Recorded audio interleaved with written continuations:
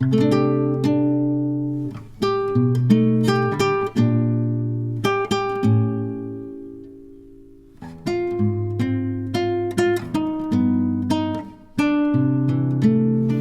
mapagpalang araw po sa inyong lahat. Ngayon po ay February 8, 2026, linggo, at tayo ay nasa ikalimang linggo sa karaniwang panahon. Ang ating pong unang pagbasa at pagninilay sa araw na ito ay hinango mula sa aklat ni Propeta Isaías chapter 58 verses 7 to 10.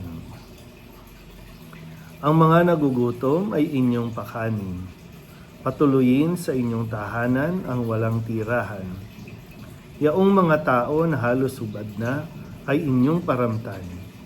Ang iyong pagtulong sa mga kasama ay huwag tatalikdan.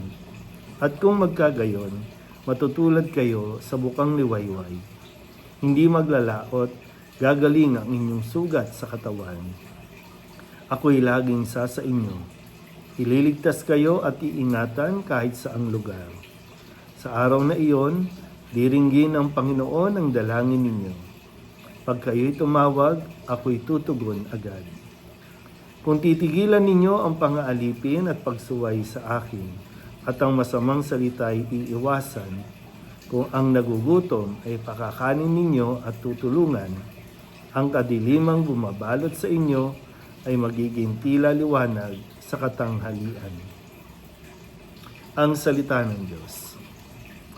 Muli po, isang mapagpalang araw sa inyo pong lahat. Nasa ikalimang linggo na po tayo ng mga karaniwang panahon. At maganda po na mapagnilayan natin na alam mo na ba kung ano ang purpose mo sa mundong ito? Kasi siyempre, no, isa nga sa pinakamahalagang bahagi ng ating pagkatao ay yung makilala natin kung sino tayo. Tanggapin kung ano ka. At kasunod niyan ay yung kaakibat na misyon na dapat nating ginagawa. Minsan sinasabi natin, hindi pa tayo handa na kunin ng Diyos at ayaw pa natin na tayo ay kunin ng Diyos dahil itong sinasabi natin, no, may misyon pa tayo. So ngayon, magandang matanong, nagagawa mo na ba ang misyon mo sa mundong ito? Bukod sa kilala mo na ang iyong pagkakakilanlan o yung identity mo, ay alam mo ba kung ano ang purpose mo sa mundong ito? Nagagampanan mo ba ng mabuti yung dahilan kung bakit tayo nag-i-exist, kung bakit tayo nabubuhay pa sa puntong ito? Kasi maganda po na kunin natin yan na mapagnilayan dito sa unang pagbasa, no, sabi nga ni Propeta Isaías, ang mga nagugutom ba ay pinapakain natin? Nagbibigay ba tayo ng pakialam sa ibang tao? Ang mga walang tirahan, binibigyan ba natin ng tirahan? Ang mga hubad, binibigyan ba natin ng damit? At marami pa, no, na nagpapaalala sa atin ng dahilan. Hindi lang tayo basta isinilang sa mundong ito para lumaki lang, para magpasasa, mabusog, magdamit, mamasyal, kundi yung mas malalim na kaya tayo binuhay, kaya tayo pinanganak sa mundong ito, ay dahil meron tayong gagampanang bahagi sa ibang tao, sa ating kapwa. May mahalaga tayong gagampanan sa mundong ito.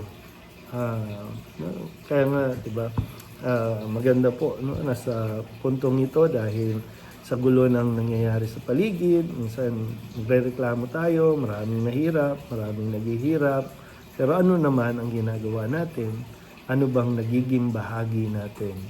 Tayo ba ay nagiging bahagi para magkaroon ng magandang buhay, maginhawang buhay ng ibang tao, o tayo ang nagbibigay ng o nakikibahagi sa paghihirap ng ibang tao?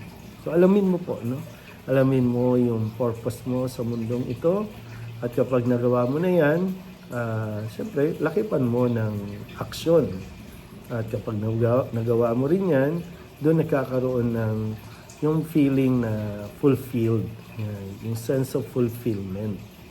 Kasi una, yun nga, nasasagot mo kung sino ka, kung saan ka, at natatanggap mo yan, at yung purpose mo sa mundong ito. Nagkakaroon ka ng sense of purpose. Muli, no?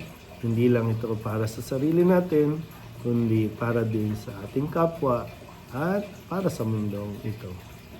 Muli po, isang mapagpalang araw sa inyong lahat.